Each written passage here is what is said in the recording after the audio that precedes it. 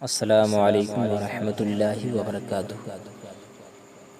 پیارے سامعین، آج آپ جانیں گے 1300 سال کی عمر کا بادشاہ، اس بادشاہ کی حقیقت آج میں بتاؤں گا۔ ایک مرتبہ کا واقعہ ہے کہ حضرت دانیال علیہ السلام ایک جنگل کی طرف چلے جا رہے تھے۔ آپ کو ایک گنبد نظر آیا۔ آواز آئی، اے دانیال ادھر آ۔ دانیال علیہ الصلوۃ والتسلیم اس گنبد کے قریب گئے۔ معلوم ہوا کہ کسی مقبرہ کا گنبد ہے۔ جب آپ مقبرہ کے اندر تشریف لے گئے تو ایک بڑی عمدہ عمارت تھا۔ ایک بڑی عمدہ عمارت ہے اور عمارت کے بیچ ایک شاندار تخت بچھا ہوا، اس پر ایک بڑی لاش پڑی۔ پھر آواز آئی، دانیال اوپر تشریف لے گئے۔ ایک لمبی چوڑی تلوار مردہ کے پہلو میں رکھی ہوئی نظر آئی۔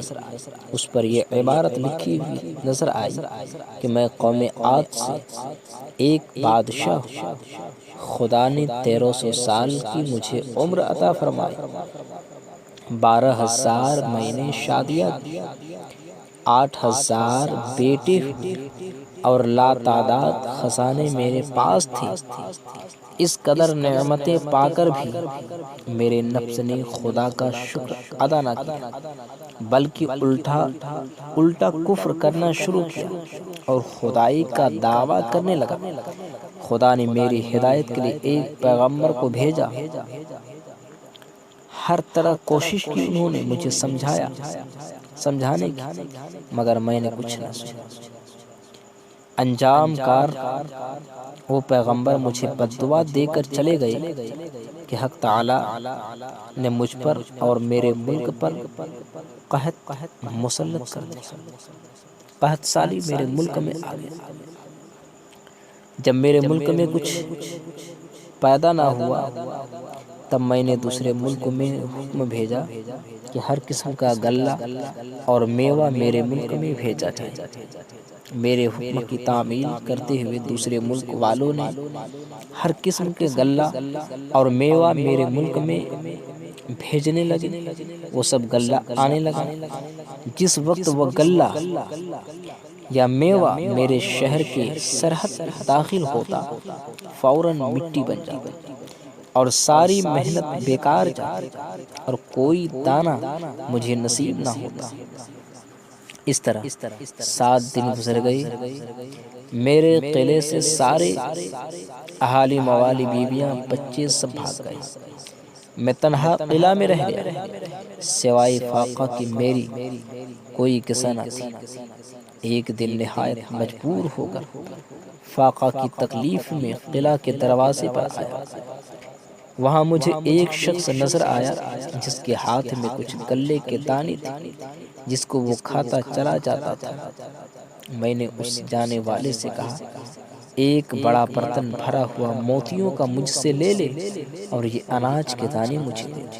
مگر اس نے نہ سنا اور جلدی سے دانہ کو کھا کر میرے سامنے سے چلا گیا۔ انجام یہ ہوا کہ اس فاقہ کی تکلیف سے میں مر گیا۔ یہ میرے سر گزشت ہے۔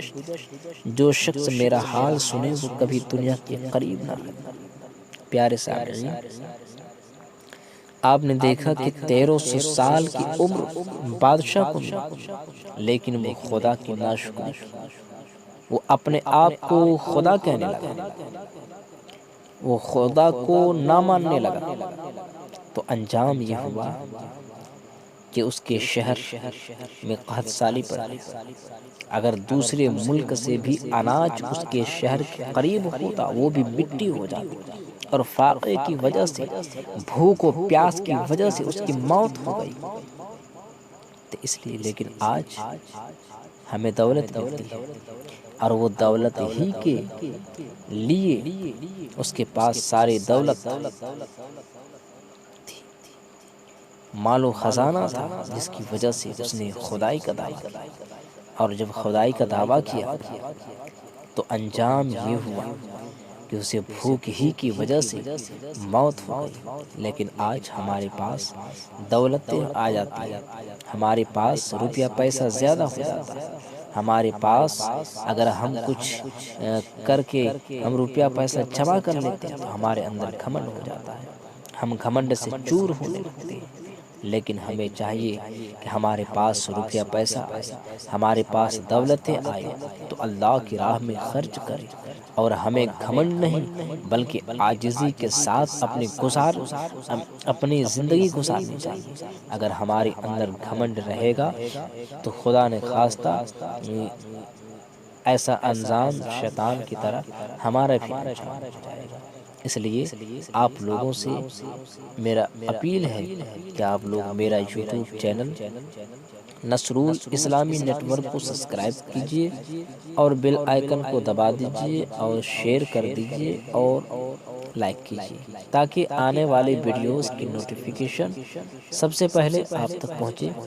اور اس طرح کی واقعات پانے کے لیے آپ ضرور سے ضرور ہمارے چینل کو سبسکرائب کیجئے۔ خدا حافظ۔